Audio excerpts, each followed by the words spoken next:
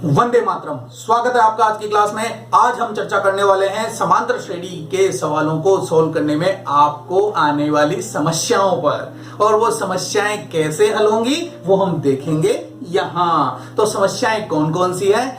अधिकांश समस्याएं मुझसे विद्यार्थियों ने पूछी और वो समस्याएं मुझे मिल रही है विविध प्रश्नमाला से।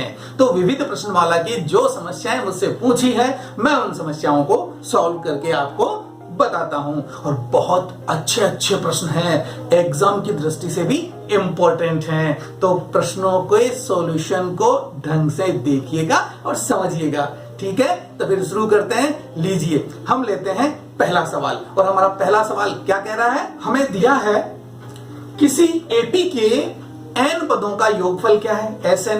ये तो हम जानते हैं, एपी के n पदों का योगफल Sn होता है। लेकिन इसने आपको एक रिलेशन भी दिया है, और रिलेशन क्या दिया है? S2n इज इक्वल टू है 3Sn। ये इसने हमें दिया है। और तो इसने हमसे पूछा है कि तो आप बताइए, क्या बताइए कि S3n अनुपात Sn क्या होगा? ये इसने हमसे पूछ लिया। तो चलिए, जो पूछा वो हमने स्पेशली अलग से नोट कर लिया, और अब जो दिया है उसे लेकर सॉल्व करना शुरू करते हैं। चलिए, आप जानते हैं कि Sn बराबर होता है n/2 2a plus n-1 into d। ये आप अच्छी तरह से जानते हैं। और ये पद हम कैसे लिखते हैं व्यापक रूप में? याद है आपको? बिल्कुल उसी प्रकार से। अब हमें कहा गया है कि S2n, हमें दिया ना S2n, तो S2n क्या होगा? जरा इसको भी देख लें कि S2n क्या होगा, फिर आप बताइए। सिंपल सी बात, फर्क कहां पड़ रहा है? n की जगह 2n आ रहा है, तो ठीक है, हम भी n की जगह 2n लिख देते हैं। लीजिए, ये n की जगह हमने क्या लिख दिया? 2n, और 2a प्लस n की जगह क्या लिखना है? 2n, तो 2n-1 इंटू d। ये लीजिए, ये हो गया S2n। और इसी प्रकार से हमें आवश्यकता पड़ेगी S3n की, तो हम वो भी लिख सकते हैं ना? बिल्कुल लिख सकते हैं। S3n क्या होगा? मैं यहां लिख के बताता हूं आपको। S3n होगा 3n/2, 2a प्लस n की जगह 3n ओनली, n की जगह हमें क्या लिखना है? 3n। तो यहां आ जाएगा 3n-1 इंटू d। ये हो जाएगा हमारा S3n। अभी हमें इन दोनों को यूज लेना है। क्यों? क्योंकि हमें जो दिया है उस पर बात करनी है। और क्या दिया है कि S2n बराबर है 3Sn के। तो चलिए इसी को लिखते हैं। तो एक बार मैं इसे यहां से साफ करता हूं और फिर शुरू करते हैं, ताकि हमारे पास पर्याप्त जगह हो सोल्व करने के लिए। हमें दिया है, यहीं से शुरू करते हैं हम। दिया है, क्या दिया है कि S2n इज इक्वल टू है 3Sn के। क्लियर है? तो दिया है, तो फिर S2n और Sn का फॉर्मूला लिख दीजिए। S2n क्या होता है? S2n होता है 2n/2 2a प्लस n की जगह क्या आएगा? 2n-1 into d। ये तो हो गया आपका S2n, और ये बराबर है किसके? 3 इंटू Sn के। और Sn क्या है? n/2 2a plus n-1 into d। ये लीजिए, ये हमारा क्वेश्चन है। अब हम इसे सॉल्व करते हैं। जब इक्वल टू बीच में है और एक समीकरण है, दोनों तरफ अगर कोई समान चीज हो जिसे हम काट सकते हैं तो उसे तो काट ही सकते हैं। तो ये n/2 यहां भी है, ये n/2 यहां भी है, तो ये तो कट गया। तो फिर हमारे पास बचा क्या? यहां बाहर बचा 2, यहां बाहर बचा 3, और ये कट नहीं सकता क्योंकि 2a प्लस 2n-1, और यहां क्या है? n-1। इसलिए हम क्या करें? हम इस 2 से अंदर गुणा कर देते हैं और इस 3 से भी इसके अंदर गुणा कर देते हैं। तो लीजिए, 2 से गुणा करते हैं, तो 2 को 2 से मल्टीप्लाई करेंगे तो क्या आएगा? 2 2 जा 4a प्लस, अब 2 से हम इसको भी मल्टीप्लाई करेंगे। तो मैं इसको, क्योंकि 2 से भी मल्टीप्लाई करना है, d से भी मल्टीप्लाई करना है, तो दोनों एक साथ करूं, आप कंफ्यूजन ना हो, इसलिए मैं पहले क्या करता हूं? d से मल्टीप्लाई करके लिखता हूं और 2 से बाद में कर दूंगा। तो 2n d माइनस d एकम d हो गया। अब 2 से मल्टीप्लाई हम बाद में कर लेंगे। इसी प्रकार से हम इधर 3 से भी मल्टीप्लाई कर लेते हैं। तो 3 दूनी 6a प्लस 3 से गुणा करना है, तो पहले मैं इनको गुणा कर देता हूं, एन डी माइनस डी एकम डी। अब आप अंदर गुणा कर सकते हैं, तो ये लीजिए 4a प्लस 2 दूनी 4nd माइनस 2 एकम 2d बराबर 6a plus 3nd minus 3d। Clear? अब क्या करें, पक्षांतरण करके एक संबंध बनाते हैं, कुछ दिया है तो उसको सरल करते हैं। तो ऐसा करते हैं, देखिए a सबसे पहले आ रहा है, तो मैं ऐसा करता हूं, इनको उधर ले जाऊं या इनको इधर ले आऊं, एक ही बात है, कोई फर्क नहीं पड़ता। अगर मैं पूरी की पूरी चीज उधर ले जाता हूं तो इक्वल टू में यहां क्या बचेगा, 0। तो यहां मेरे पास बचेगा 0। तो यहां है क्या, यहां है मेरे पास 6a plus 3nd minus 3d, और इसको मैं इधर ले जा रहा हूं तो क्या लिखूंगा, माइनस का 4a फिर प्लस है, तो ये क्या जाएगा, माइनस, उधर जाकर क्या हो जाएगा, ये माइनस 4nd, और ये जो माइनस का है ये इधर आकर क्या हो जाएगा, प्लस का 2d। जब ये सारा का सारा इधर चला गया, ये पूरा का पूरा, तो इसके इक्वल टू में इधर क्या बचा, 0। मैं इसको इधर लिख देता हूं, बराबर 0। तो अब हम इसे सॉल्व करते हैं, और सॉल्व करते हैं तो देखिए ये तो है 6a प्लस का और ये है 4a माइनस का। तो 6a प्लस का और 4a माइनस को सॉल्व करूंगा तो मेरे पास क्या बचेगा, 2a। क्लियर है? अब देखते हैं हम, ये है 3nd और ये है 4nd, लेकिन ये माइनस का है और ये प्लस का है, तो दोनों का अंतर क्या आएगा, माइनस का nd। अब ये है 3d और ये है 2d, इन दोनों के भी चिन्ह अलग अलग हैं, तो 3d में से 2d को माइनस करना होगा, और माइनस हुआ तो हमारे पास क्या बचा, माइनस का d, और इक्वल टू में क्या है, 0। अब देखिए इन दोनों में d कॉमन आ रहा है, इन दोनों में d कॉमन आ रहा है, तो इसको कॉमन लेने से पहले मैं इसको जरा इधर भेज देता हूं, इजी रहेगा।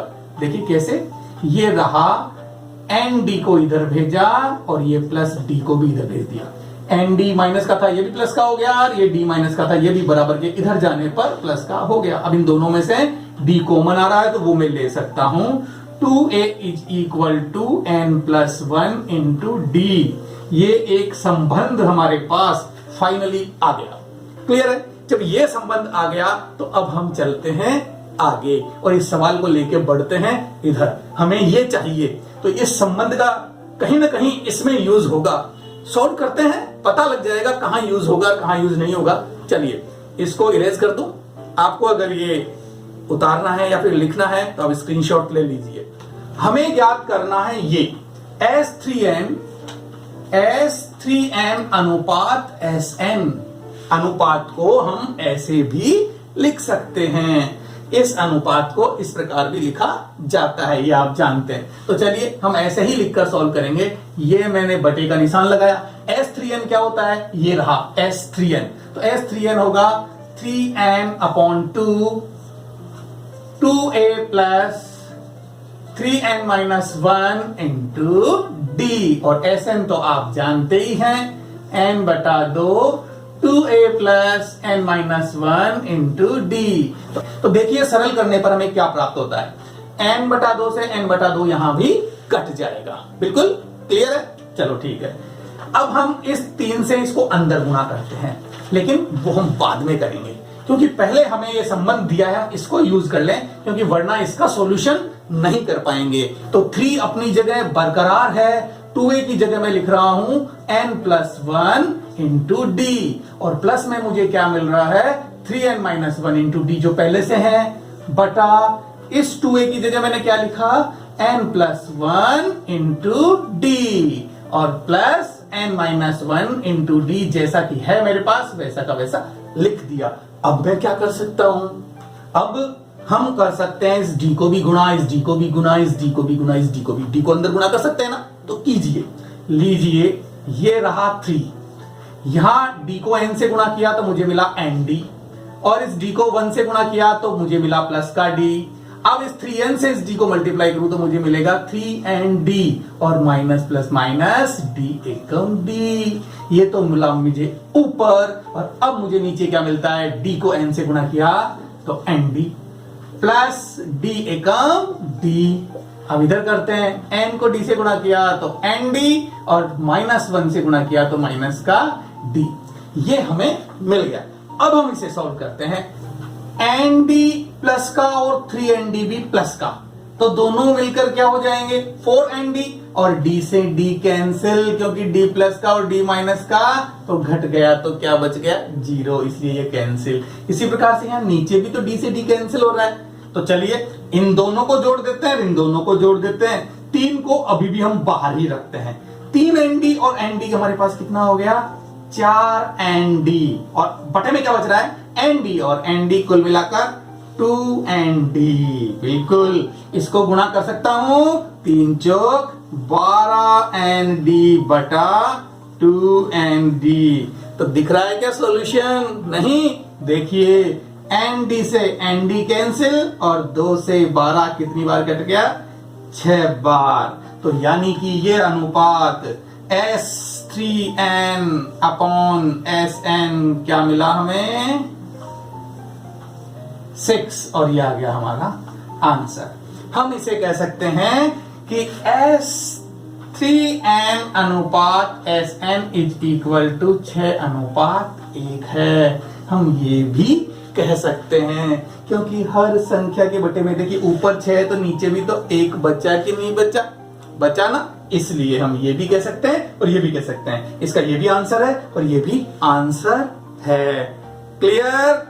चलते हैं दूसरे प्रश्न की तरफ। हमें दिया है कि इस एपी का प्रथम ऋणात्मक पद कौन सा होगा। कौन सा मतलब n का मान ज्ञात करना है ना, बिल्कुल सही समझे आप। n का मान हमें ज्ञात करना है कि इस समांतर श्रेणी का कौन सा पद प्रथम ऋणात्मक पद होगा। तो चलिए हम सॉल्यूशन शुरू करते हैं, और ये लीजिए हल। सबसे पहले लिखते हैं हम इस एपी को, और क्या कह रही है एपी 20 है, 19 सही 1/4, इसके बाद है 18 सही 1/2, और इसके बाद है 17 सही 3/4, और ये एपी कंटिन्यू आगे चल रही है। तो इसका कौन सा पद ऋणात्मक होगा? हम यहां देख रहे हैं कि इस एपी का मान क्या कर रहा है, घट रहा है।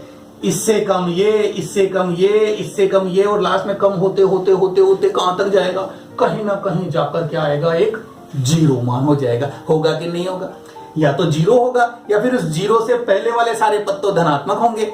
इस दृष्टि में, इस सिचुएशन में पहले वाले सभी पद धनात्मक होंगे, और इसके बाद वाला जो पद होगा वो क्या होगा, प्रथम ऋणात्मक पद होगा।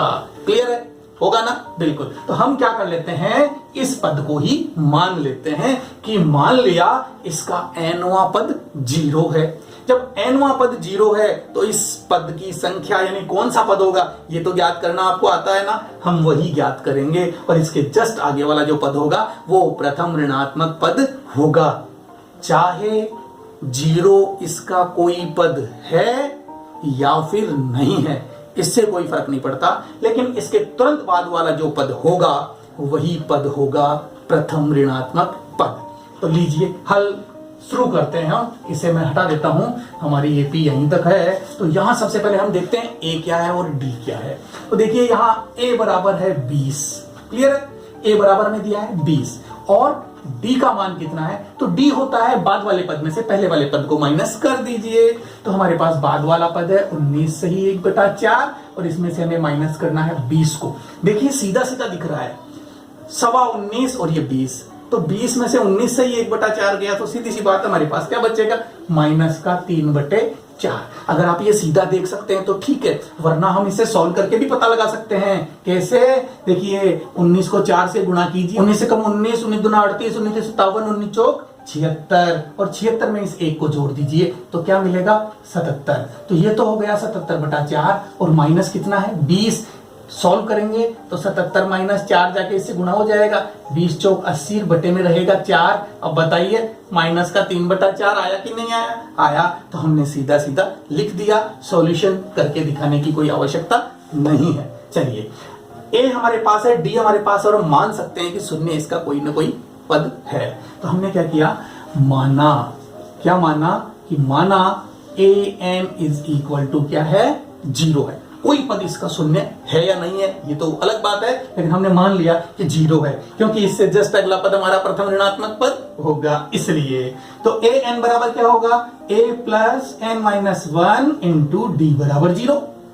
a और d की वैल्यू यहां से हम रख देंगे और n का मान यहां से हम निकाल लेंगे। a का मान कितना है, 20, n का मान हमें है नहीं दिया हुआ, तो d का मान कितना लिखा, माइनस का 3/4 और बराबर हो गया 0। तो इस माइनस को मैं इससे गुणा कर दूं या फिर हम डायरेक्ट ही भेज दें? चलो डायरेक्ट भेजते हैं। देखिए इस 20 को भेजता हूं सबसे पहले तो मैं इधर, तो मेरे पास क्या बचेगा, n-1 और ब्रैकेट में माइनस का 3/4 और 20 इधर गया तो क्या हुआ, माइनस का 20। क्लियर है? अब n-1 को मैं यहीं रखता हूं और इस 3/4 को भी इधर भेज देता हूं। तो बराबर 20 तो माइनस का है, गुणा 3/4 इधर से इधर जाएगा तो क्या हो जाएगा, 4/3।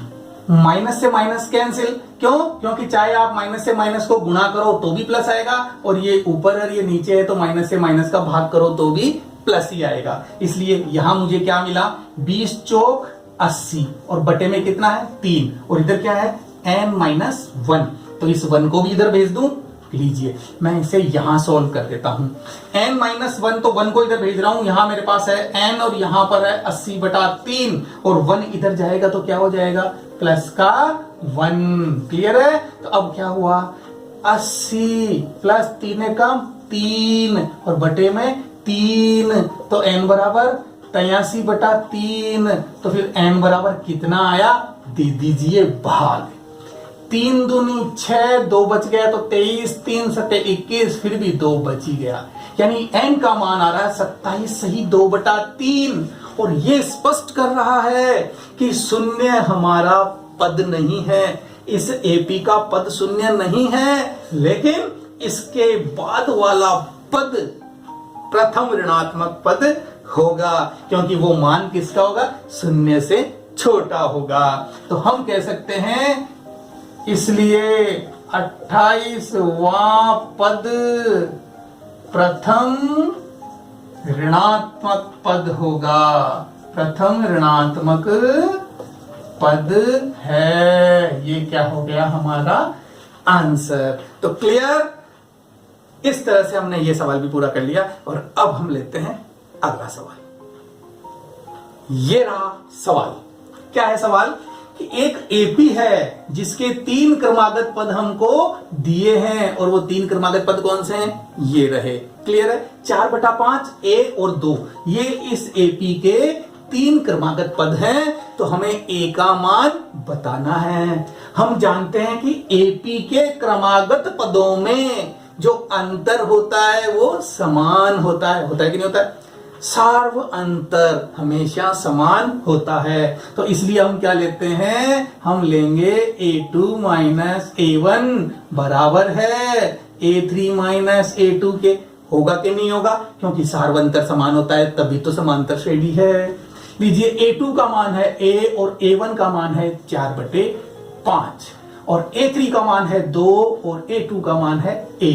इसे सॉल्व करूं तो देखिए a को ले आता हूं इधर और संख्या को भेज देता हूं इधर। क्यों? क्योंकि मुझे a का मान निकालना है। तो इस a को लेते हैं इधर, तो माइनस से इधर आ गया तो क्या हो गया, प्लस का a। 2 यहां पर है, 4/5 को इधर भेजूं, माइनस का है तो इधर जाकर हो जाएगा प्लस का 4/5। a और a को सॉल्व किया तो कितना हुआ, 2a और 5 दूनी 10, 5 दूनी 10 और 4 14। अगर आप चाहें तो मैं ऐसे लिख दूं, ये लीजिए 5 दूनी 10 + 4 और 10 + 4 कितना आया, 14/5। ये 14/5। अब मैं इस 2 को भी भेज दूं इधर, तो a बराबर क्या आएगा, ये 14/5 तो था ही, 2 गुणा हो रहा है तो वो भी जाएगा नीचे और 2 से 14 7 बार कटेगा और a बराबर मेरे पास क्या आएगा, 7/5 मेरा आंसर आ गया। देखिए कितना आसान है, बहुत आसान है ना, बिल्कुल। चलिए हम और सवाल लेते हैं। तो ये रहा सवाल।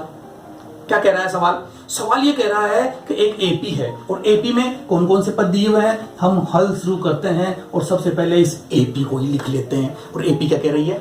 18 इसका पहला पद है, ए बी और -3, ये है एपी। और ये हमसे क्या कह रहा है कि यदि ये एपी है तो a प्लस बी का मान ज्ञात करो। क्या करना है? a plus B is equal to हमें फाइंड करना है, निकालना है। तो देखिए कैसे करेंगे। यहां भी हम अभी जिस सवाल को किया था वही ट्रिक काम में लेंगे। अगर ये एपी है तो फिर सभी क्रमागत पदों का अंतर समान होगा कि नहीं होगा? होगा। तो हम क्या लेते हैं? a2 माइनस a1 बराबर a3 माइनस a2 बराबर a4 माइनस a3। ले सकते हैं कि नहीं ले सकते? क्योंकि यही सब पद हैं। लेकिन देखिए मैं आपको यहाँ स्पष्ट कर रहा हूं, आपको सारा काम ऐसे नहीं करना, लेकिन बता दूं मैं आपको। तो a2 का मान आ गया हमारे पास a1 का मान आ गया 18, a3 का मान आ गया b, और a2 का मान आ गया a, और a4 का मान आ गया -3, और a3 का मान मेरे पास आ गया b। देखिए इस पद में a और b दोनों हैं, तो ये मुझे a प्लस बी निकालने में प्रॉब्लम क्रिएट करेंगे। आप देख रहे हैं अगर मैं इसे छोड़ दूं और इन दोनों पदों के बारे में सोचूं, क्योंकि सार्वंतर तो सभी पदों का समान है, ये भी d है, ये भी d है, और ये भी d है। तीनों d तो दे रहे हैं, और d तो समांतर श्रेणी में समान होता है। सभी पदों का अंतर समान, अंतर श्रेणी। क्लियर है? तो मैं इसे छोड़ता हूं। क्यों छोड़ता हूं? क्योंकि a ये रहा, b माइनस का इधर आएगा तो a प्लस बी हो जाएगा कि नहीं हो जाएगा, और 18 इधर जाके मुझे a प्लस बी का मान दे देगा, देगा कि नहीं देगा? इसलिए हम इसे छोड़ते हैं, क्योंकि ये प्रॉब्लम क्रिएट करेगा, क्योंकि इसमें a और b दोनों है। अगर मैं इधर भेजता हूं तो a और a 2a माइनस b आएगा। फिर 2a माइनस b का जवाब कैसे निकालूंगा? सवाल लंबा हो जाएगा ना, इसलिए। और शॉर्ट ट्रिक तो दिमाग में रखनी पड़ती है, गणित वालों का दिमाग ज्यादा काम करता है, इसलिए हम इसको नहीं लेंगे। क्लियर? तो सॉल्व कैसे करेंगे? लीजिए मैं इसे दोबारा लिखता हूं। हम सॉल्व करेंगे, हम लेंगे ही यही पर, क्या a2 माइनस a1 बराबर है a4 माइनस a3 के। हम बीच वाले का अंतर लेते ही नहीं है, ये अंतर और ये अंतर ले लेते हैं, क्योंकि सार्वंतर तो सभी जगह समान है। अगर ये AP है तो a2 का मान है a, और a1 का मान है 18, a4 का मान है -3, और a3 का मान है b। अब देखिए b तो आ गया इधर, तो सीधा सा जवाब मिल रहा है। जब कोई सवाल आसानी से हल हो रहा है तो मैं उसे कठिनता की ओर क्यों लेके जाऊं? इसलिए आसानी से हल करेंगे। देखिए b को मैंने दे दिया इधर, तो b आ गया प्लस का, क्योंकि माइनस था, बराबर के इधर आया तो प्लस का हो गया। 18 इधर से इधर जाएगा, माइनस का है तो प्लस हो जाएगा। क्लियर है? अब a प्लस बी बराबर क्या आया? दोनों को सोल्व कीजिए। 18 और 3 माइनस और प्लस, तो यानी कि घटाना पड़ेगा, और 18 में से 3 गया तो क्या आएगा? प्लस का 15, और ये हमारा क्या आ गया? आंसर। देखिए कितना छोटा सा सवाल है। क्लियर? तो इस तरह की और भी समस्याएं आपको आ सकती है। वैसे ये विविध प्रश्नमाला की समस्याएं हैं जो आपने मुझसे पूछी, इसका मतलब मैं ये समझ सकता हूं कि आप विविध सॉल्व कर रहे हैं या कर चुके हैं। और भी कोई परेशानी अगर आपको आती है, कोई सवाल आपके सामने समस्या खड़ी करता है, तो कमेंट कीजिए, मैं उसका जवाब आप तक पहुंचाऊंगा। क्लियर है? अगर आपको ये सब जवाब समझ में आते हैं, अच्छे लगते हैं, समझाने का तरीका अच्छा लगता है, तो अपने और दोस्तों को भी इस बारे में बताइए और उन्हें भी समझने का मौका दीजिए। शेयर कीजिए, लाइक कीजिए, सब्सक्राइब कीजिए। बाय।